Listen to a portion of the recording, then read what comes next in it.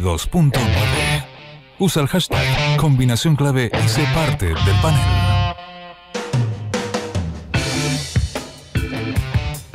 Estamos aquí ya con Renato Garín. ¡Feliz cumpleaños a ti! ¡Feliz cumpleaños, Renato! Gracias, Fernando. 31 años tiene Renato Garín. Qué mejor que venir a cumplir años acá a la casa hoy radial. Día, por si acaso, toda la gente de la radio, por si acaso, hoy día es San Fernando, cosa que nadie ha dicho Fernando nada. También. Ha dicho nada al respecto.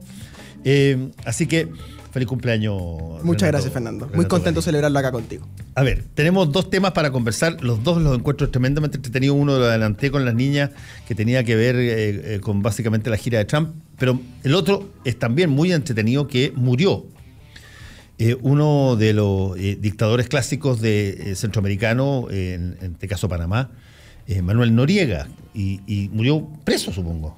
Sí. Porque estaba preso desde hacía, qué sé yo, casi 12 años o más. 15 años, no sé. Bueno, es una historia larga. Panamá tiene símbolos políticos muy importantes en Centroamérica y en el mundo, no solo por el canal de Panamá, sino porque Panamá tiene una cercanía con Estados Unidos geográfica, digamos, Tiene un canal ahí entre medio. de prácticamente 1 hora y media de vuelo, ¿no? Entonces tiene... Aniquiló Valparaíso ese canal Claro, de mierda. claro, así es. La historia del canal de digo Panamá sobre tiene que ver con Valparaíso. históricamente. Bueno, Panamá tuvo una historia muy larga porque el año 68 Torrijos, un militar muy duro, se toma el poder el 68 y muere en el poder el 81. Y ahí hay un vacío de poder entre el 81 y el 83, que primero está Flores, un año y tanto, y después asume Noriega, Manuel Antonio Noriega, que era el líder de la Guardia Nacional en ese momento. Y Noriega tiene una historia bien increíble porque fue un hombre de la CIA. Esto está en el libro de un periodista muy reconocido que escribió un libro llamado Our Man in Panama, Nuestro Hombre en Panamá, y cuenta toda la historia de Noriega. Y Noriega era inicialmente un hombre de la CIA. Y después, cuando llega al poder, juega un doble rol, porque por un lado juega el rol de informante para la CIA y construye un aparato comunicacional secreto con la CIA en Panamá, y por el otro establece con Pablo Escobar una especie de narcoestado en Panamá que comienza a repartir la droga por todo Centroamérica. Y eso es lo que le hace perder el poder cuando en el año 89, cuando sale Reagan del poder y entra Bush padre, Estados Unidos básicamente invade Panamá y toma preso a Noriega, y con eso debilitó fuertemente el imperio de Pablo Escobar en Centroamérica. Acuérdate tú que creo que se llamaba Guillermo Endara, el que sucede a Noriega cuando invade Estados Unidos, jura como presidente de la embajada de Estados Unidos. Sí es. ¿Has visto una cosa más indigna que una cosa como eso?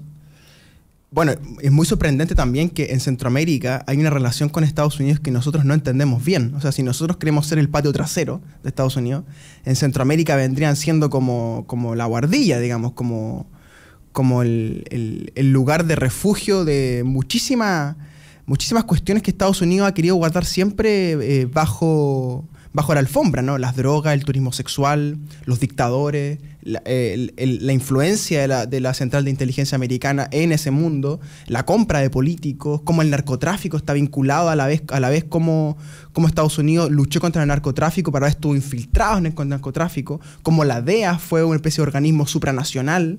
Entonces hay una historia en Noriega que va resumiendo muchas cosas. ¿Te acuerdas que Panamá, incluso cuando en los últimos años de Torrijos, el 79, cuando el Shah de Irán tuvo que arrancar, ¿te acuerdas, no? Que el Shah de Irán termina en Panamá. Sí, así es. Es una cosa bien increíble. O sea, el Shah de Irán terminó en Panamá. Y así por delante. O sea, los Contra pasaron por Panamá. Los sandinistas pasaron por Panamá. Bueno, porque el Shah de Irán en esa época, el 79, no tenía nadie que lo recibiera. Nadie. Y Estados Unidos presiona a Panamá y le dice, compadre, habla en la finca, nosotros se lo financiamos, pero el hombre llega.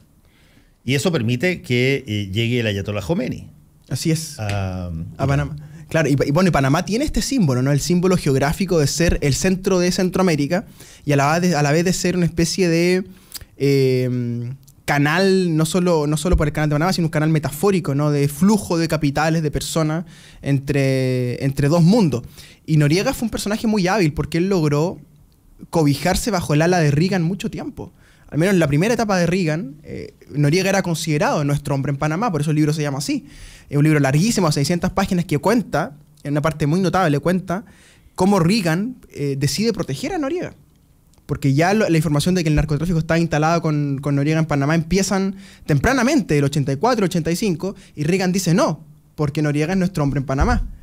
Y eso inspira una narración que tiene tintes bien surrealistas, bien macondianos, porque Noriega tiene esto que es muy propio de los dictadores latinoamericanos y centroamericanos, ¿no? Que es la cuestión épica llevada a la personalidad, ¿no? O sea, la personalidad del caudillo levantada como el único eje que construye el relato político, ¿no? Y eso Noriega lo hizo súper bien. Probablemente en Centroamérica nadie lo hizo como él. Oye, además, Noriega fue, como todos los dictadores populares o populistas, muy atento a qué podía capitalizar. Y capitalizó a un personaje extraordinario que se llama Roberto Mano de Piedra Durán. Así es. Roberto Mano de Piedra Durán, probablemente yo que he visto mucho boxeo, me encanta el boxeo y lo he visto muchísimos años, debe ser uno de los mejores boxeadores que he visto en mi vida, en su prime. Y coincidió su campeonato mundial con... Y coincidió su época con Noriega, la parte final de Noriega, y Noriega lo tenía, pero como casi como una especie de niño símbolo, y eso generaba estos efectos ampliados de apoyo y de complicidad. Y colocaron la marca Panamá en todo el mundo. O sea, en ese sentido Noriega fue muy exitoso, ¿no? Colocó Panamá en el mundo. Cuestión que antes no había sido bueno, al menos tan diáfana, ¿no? Paraíso fiscal, pues. Bueno, por supuesto, sí, hay una serie de, digamos, todo lo que uno puede decir que el año 80 explotó en el mundo, o sea, el dinero negro, la droga, la DEA, los dictadores, o sea, todo está simbolizado en Noriega. Por eso es que es un personaje en que la prensa se detiene tanto, ¿no? Porque cada arista que uno toca del personaje te habla en el fondo de una época, de esa época de los dictadores centroamericanos, guiados por Estados Unidos por atrás, ¿verdad? Que finalmente Estados Unidos termina invadiéndolo. Eso es bien insólito. O sea, Estados Unidos invadió Panamá para llevarse a Noriega para la casa, digamos.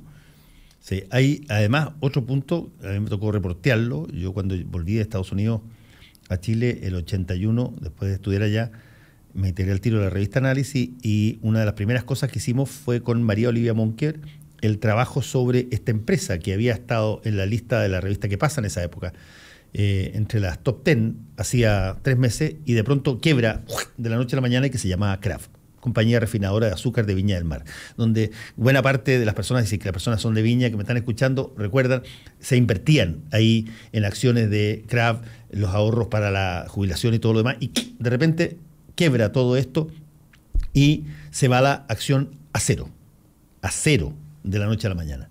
Y todo esto, una serie de empresarios que habían renacido a partir de los Chicago Boys y todo lo demás, pero lo interesante es que se descubre finalmente, y descubrimos con María Olivia, quiénes eran los propietarios, en definitiva, de esto. Y básicamente eran sociedades panameñas con acciones al portador, que se hicieron muy popular en los años 80, 81, 82, 83. Esto de que las acciones las tenía, el propietario era quien las tenía en su mano, claro, en el momento, claro, en que las reclamaba, sí, y se transaban. Y eso todo funcionaba desde Panamá, desde los bancos panameños. Un equivalente a plata física, ¿no? Plata claro, física, exactamente. Claro. Así que Noriega es un personaje y todavía Panamá tiene esto de los paraísos fiscales y de cómo los estudios de abogados construyen sociedades de papel, ¿verdad? Todo esto de Mossack Fonseca. ¿Te acuerdas que apareció Mossack Fonseca hace un par de años? Bueno, casi la mitad de todas estas instituciones semifraudulentas que estaban incluidas en la lista estaban con sede en Panamá o en otros países de Centroamérica. Sí. Aquí Gustavo Silva en Twitter coloca una frase que no se inicia con Noriega, pero sí fue muy, muy conocida en Noriega, que esa que decían en Estados Unidos, en el gobierno estadounidense en la época de Reagan, es verdad. Noriega es un hijo de puta, pero es nuestro hijo de puta. Y eso... pero eso lo dijeron para los para los Somoza. Eso exactamente, eso también se dijo para Somoza, por eso te digo, no es una cosa que parte con Noriega. Una frase de Reagan, que Reagan la usó mucho. Es no parte con incluyéndonos. Noriega, no parte con Noriega, exactamente, incluyéndonos en el gobierno de Pinochet, incluyéndonos. Pero se usó muchas veces y Noriega fue parte de ese nombre. Vámonos a la visita de Trump por Europa. Bueno, sorprendente primero. Sorprendente porque vemos un presidente con nula capacidad de empatía con otros líderes. Eso a mí me sorprende muchísimo. Lo que hizo de empujar al primer ministro de Luxemburgo. Montenegro. Montenegro, perdón. Lo que hizo de ningunear un poquito la reunión en París del cambio climático, lo que hizo de referirse a la investigación que se lleva dentro de Estados Unidos hace un par de semanas atrás como un nut job respecto del exdirector del FBI, Comey, lo que hace, creo yo, es posicionar a Trump en un lugar inédito, creo yo, en la política internacional, que es que vemos un líder proteccionista en el discurso interno y vemos un líder escéptico respecto del cambio climático, que es una cuestión que yo nunca pensé que le iba a llegar a materializarla como lo hizo esta semana pasada, votando en contra del acuerdo que levantaron los líderes mundiales respecto al tema. Yo nunca pensé que le iba a llegar a ese punto. Y el escepticismo del cambio climático está entrando con mucha fuerza en Estados Unidos. Los canales de televisión están subiendo su rating hablando de pruebas que hablarían de que no hay cambio climático. Fox News tiene una especie de línea de investigación en torno a esto para reforzar la comunicación de la Casa Blanca respecto a esto. Y además, hoy día, esta mañana, se anunció que Michael Dux, que es el jefe de comunicación del Partido Republicano, que estaba en la Casa Blanca trabajando para Trump, algo así como la SECOM de la moneda chilena, renunció. Y renunció básicamente, según se lee en los trascendidos, porque no soporta al presidente. Porque el presidente le hacen una agenda, le hacen un punteo de lo que tiene que hacer y decir, y básicamente se lo pasa por buena parte y hace lo que él quiere. Y eso para los asesores gringos que están acostumbrados a la política de guión, digamos, les genera un problema insoluble. Y enseguida, si faltara poco, los líderes republicanos más duros, John McCain y otros, se están abriendo a la posibilidad del impeachment. Y eso desarma la base de Donald Trump, que es el Partido Republicano, y la captura que él había logrado sobre el Partido Republicano. Ciertamente el impeachment no está a la vuelta de la esquina, como muchos creen, pero que al menos se está creando el ánimo del impeachment, eso yo sí lo veo nítidamente. Ahora, el impeachment o juicio político al presidente de Estados Unidos requiere pasar un lote de etapas. Eso una gincana. Una cosa bien importante, que se vota en la Cámara de Representantes y el tribunal se convierte el Senado en el tribunal. Han habido 2 casos de impeachment en Estados Unidos, que fue el de Richard Nixon y el de Bill Clinton. El de Richard Nixon no llegó a materializarse en el juicio propiamente tal porque él renunció a su cargo por el escándalo Watergate antes, y el de Bill Clinton finalmente él fue sobreseído, esto en torno a sus affairs con Mónica Lewinsky en la Casa Blanca. Y ahora se vuelve a hablar efectivamente de impeachment para el caso de Donald Trump, y ahí hay algunos que van desde que hablan de traición, sí, por si es que efectivamente se comprueba que hubo colusión con Rusia para afectar a las posibilidades de Hillary Clinton, y otros que están empezando, como tú dices, a decir, mira, la idea de un juicio político contra el presidente de la República de pronto no es tan mala. Sí, y enfrenta, él tiene al menos 2 flancos muy serios. En primer lugar, ayer otra corte, me parece que el 4º circuito, le echó abajo nuevamente el decreto de inmigración que le había corregido y había llevado a sede de apelación. Ahora tiene que decidir el gobierno si lo lleva esto a la Corte Suprema. Ciertamente va a tensionar el país y la élite intelectual si lleva a la Corte Suprema el caso. Sería un error, creo yo. Lo va a hacer probablemente. Este es el caso, el decreto que él emite para parar la inmigración. Pero la Corte de Apelaciones es la de Richmond en Virginia. Claro. Ya, porque esa fue hace como casi 5 días atrás. 5 días atrás, sí. Bueno, y ayer se anuncia que la Casa Blanca está evaluando la procedencia de un recurso ante la Corte Suprema. Yo pienso que no sería provechoso para los intereses del gobierno de Estados Unidos llegar a la Corte Suprema con un caso como este tan temprano en el gobierno. O sea, siempre se dice que llegar a la Corte Suprema para los gobiernos de Estados Unidos es como las pocas balas que tiene en la pistola, ¿no? Que no puedes gastarte la primera bala los 2 meses que está en el poder, ni tampoco vas a tener 5 o 6 para llegar a la Corte Suprema. Tienes que elegir tus casos, lo que es el cherry picking, ¿verdad?, judicial de los gringos. Tiene que hacerse muy cuidadosamente, y Trump no lo está haciendo, creo yo, y está procediendo un poco a tontas y a locas. Y las cortes lo van a parar, porque las cortes son muy duras, especialmente las cortes de los circuitos liberales vinculadas a la defensa de los derechos fundamentales, de los derechos humanos. Y veo muy complejo que logre avanzar en su agenda contra la inmigración, al menos por la vía administrativo-burocrática. Y eso deteriora, por supuesto, su base en el Partido Republicano. Y además tiene corriendo en los medios de comunicación una información bien curiosa al menos, que es que el marido de la hija de Donald Trump, Y Jared fue usado por Donald Kushner. Trump. Jared Kushner fue usado por Donald Trump para tratar de abrir un canal secreto paralelo con los rusos mientras gobernaba Obama. Y esto se está hablando de que Jared Kushner estuvo en contacto con los rusos a partir de octubre del año pasado. Se dice que estuvo en contacto con, entre otras personas, un banquero.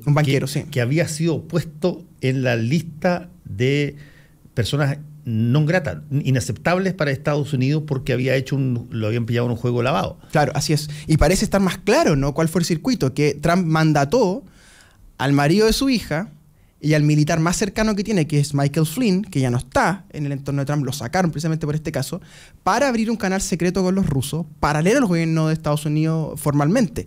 Eso es muy grave.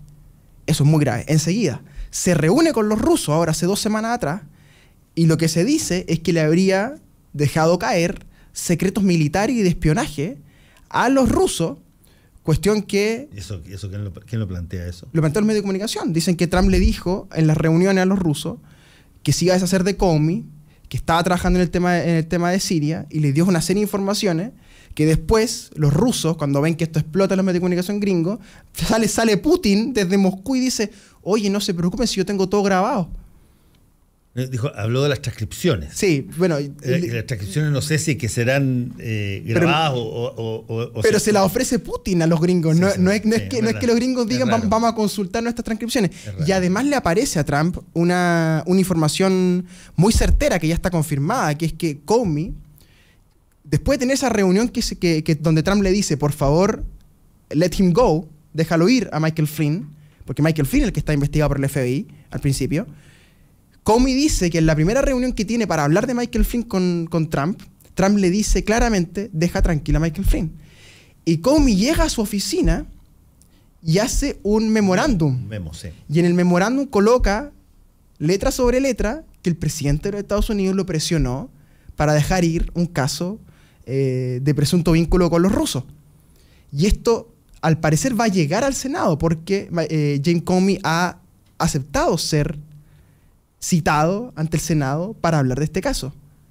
Cuestión que él podía no haber hecho y haberse esperado la investigación que va a hacer lo que los gringos llaman el Special Prosecutor, que es algo así como un fiscal especial, que es Bob Mueller, que es también un exdirector del FBI, también muy aceptado por los demócratas y los republicanos, que no le vienen con cosas a Mueller, nada. Tiene cosas bastante interesantes. O sea, si hay alguien que puede apretarlo, él. FBI. Pero bueno, ese es Trump. Trump es un personaje de esos que aparecen cada cierto tiempo en países con mucho poder. Sí. Normalmente este tipo de personajes uno los ve en países más bien subdesarrollados. Uno ve a Idi Amin Dada en Uganda. Uno ve a Nicolás Maduro, si tú lo pudieras poner en Venezuela. Erdogan en Turquía. Erdogan en Turquía. Ves por el ahí, húngaro. Ves por ahí en algún país asiático o en un país árabe a un sheik o a un príncipe que, bueno, hace un montón de cosas estrafalarias, pero no los ves en general gobernando los países que de alguna manera ejercen una influencia planetaria en eso. Y bueno, llegó uno a Estados Unidos. Y llega algo más, creo yo, que es lo más interesante que percibo, al menos en el nuevo clima mundial, que es que durante mucho tiempo los intelectuales han hablado del poder constituyente. O sea, el poder constituyente de los pueblos para redactar constituciones. De eso se habló en Colombia, se habló en Chile, se ha hablado en Europa, ¿verdad? En fin. Hoy día, sin embargo, y de la mano de un filósofo italiano que se llama Giorgio Agamben, de lo que se habla más bien es del poder destituyente. O sea, las masas ya no concurren a la escena pública y marchan, ¿verdad? Y interfieren en la vida institucional, digamos, burguesa, sino que interfieren para derrocar. No interfieren para constituir, interfieren para derrocar. Y esto es lo que parece estar en juego, ¿no? Parece estar en juego un movimiento destituyente en Estados Unidos. Bueno, hay gente y periodistas y programas de televisión abiertamente que tienen el compromiso irrevocable de buscar la destitución de Trump. Sí. Keith Olbermann, como lo había con la brasileña, con Dilma Rousseff, con Dilma Rousseff en Brasil. Keith Olbermann, que es un gran periodista norteamericano y que está en el cable y tiene un programa muy atractivo, muy interesante. Él llama a su programa un programa de resistencia. Sí. Y él llama al impeachment, genera todo este tipo de información. En Estados Unidos eso se hace permanentemente. Lo trata pésimo en términos de lenguaje. Pero eso está empezando a escalar. Y ojo que estas cosas no se dan solamente para un solo lado, también se dan en el lado de la otro defensa. Lado, efectivamente. El otro lado también es poderoso, tiene en su ventaja que el presidente es su presidente, que les promete trabajo, que señala que va a reabrir las fábricas que estaban cerradas, particularmente las de carbón, para impulsar las termoeléctricas. Dice que el calentamiento global es un invento de los chinos o una situación acientífica y por lo tanto se va a prospectar petróleo en Alaska, que es cosa que Obama había dicho que iba a dejar de hacer. Y por lo tanto va a tener también mucho apoyo. Y eso en el país, a mi modo de ver, internamente más violento del planeta, es siempre un polvorín. Factor de situaciones muy, muy fuertes. Ahora, estos movimientos destituyentes pareciera ser la nueva tónica en el mundo, ¿no? O sea, lo que enfrentó Erdogan en Turquía antes del autogolpe era un movimiento destituyente, ciertamente. Lo que hay contra Maduro en Venezuela es un movimiento destituyente. Lo que se está germinando contra Trump es otro movimiento destituyente. Cuando Mauricio Macri ha enfrentado este año, el primer semestre sobre todo, movimientos durísimos, ¿verdad? Del kirchnerismo más duro, del peronismo más duro, lo que se quiere gatillar ahí es también otro movimiento destituyente como el que hubo con De la Rúa en el 2001. Entonces es muy curioso que el mundo estuvo mucho tiempo discutiendo, y la academia, los abogados, los intelectuales, sobre los movimientos constituyentes. O sea, el pueblo llega a las instituciones y las reforma y las rehace y escribe constituciones, ¿verdad?, para satisfacer sus necesidades. Sin embargo, hoy día el pueblo parece intervenir en la política desde otro ángulo, desde el ángulo de destituir a quienes gobiernan. Ya no de constituir un nuevo escenario, sino de destituir. Y esto es muy interesante porque es bastante más fácil destituir que constituir. Es bastante más fácil movilizar para destituir a alguien que para constituir una nueva república, ¿no? Es bastante más simple desde el punto de vista del mensaje. Por eso yo creo que no va a ser la excepción. Y es más fácil también movilizar personas a totalmente. Través de informaciones, de noticias, puedes gatillar de mucho manipulación más de emociones para oponerse a algo que para apoyar algo. Sí, vienen elecciones esta semana en Reino Unido, que son muy importantes porque Theresa May tiene que consolidar su gobierno luego de que Cameron renunció por el tema del Brexit. Ahí tenemos otro tema destituyente apareciendo, ¿no? Y en las encuestas los laboristas están subiendo. Contra todos los pronósticos y contra todos los críticos de Jeremy Corbyn, pareciera que los laboristas van a tener un resultado mejor de lo que se esperaba. Y probablemente Theresa May gane el gobierno y sea la primera ministra. Pero los laboristas van a quedar mejor aspectados en la representación parlamentaria, al menos. Y eso es una noticia positiva para el laborismo porque venía en una crisis bien profunda. Y avanza la elección alemana. Las encuestas siguen distanciando a Angela Merkel de Martin Schulz. Pareciera que Angela Merkel se conduce y hace su cuarta reelección. Y en España ocurrió algo bien increíble la semana pasada, Fernando, que no lo comentamos. Que es que, tal como se dice, que se han visto muertos cargando adobe en la política, ¿no? Pedro Sánchez, actual secretario general del Partido Socialista Obrero Español, que se presentó a primarias contra Susana Díaz, la lideresa socialista de Andalucía. Pedro Sánchez había sido destituido del Partido Socialista hace 6 meses atrás, para entregarle el poder al Partido Popular. Los varones del Partido Socialista, Felipe González, Zapatero y otros, decidieron sacar a este cabro Sánchez del medio, que quería acercarse a Podemos, que quería radicalizar un poco el Partido Socialista. Se deshacen de él y él dice: volveré. Se genera una gestora en el Partido Socialista, una especie de gobierno interino, que convoca nuevas elecciones, se presenta la candidata de Felipe González y de la empresa y de toda la tercera vía española, ¿verdad? Susana Díaz, lideresa de Andalucía, el lugar más grande del Partido Socialista en España. Y Pedro Sánchez, que todos daban por muerto, obtiene el 50,5% de los votos del Partido Socialista Obrero Español, que este fin de semana pasado ha vuelto a ganar en la interna y ha ganado la mayoría del Consejo General del PSOE. Por ende va a controlar todo el PSOE nacionalmente, Pedro Sánchez, y va a volver a ser el candidato del gobierno del Partido Socialista Obrero Español. Un hombre que hace 5 meses atrás Todos lo daban por muerto y lo estaban retirando de la sorpresas, política. Hay sorpresas en la política últimamente. Mira tú lo que pasó en el colegio médico. Gana una niña que tiene la misma edad que tú, 31 años, primera mujer presidenta del colegio médico, que siempre ha estado cuoteado básicamente entre dos grandes grupos que se reparten el poder y son todos mayores. Pasan cosas en política. Ojalá que sigan la sorpresa. No trate de pasar subrepticiamente un mensajito, Renato Garín. Ya, muchas gracias, Renato. A ti, Fernando. A todos ustedes por haber estado en la sintonía de Combinación Clave. Chao, chao.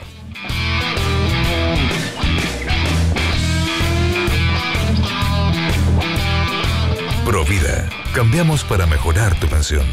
Y Brookfield, Torino, Italia, presentaron Combinación Clave. Fueron 3 horas de información, opinión y debate junto a Fernando Paulsen, sus invitados y panelistas. Mañana volvemos para poner sobre la mesa los temas que a ti te importan. Combinación Clave, por la 92.9 y radiolaclave.cl. Somos opinión, somos la clave. Las opiniones vertidas en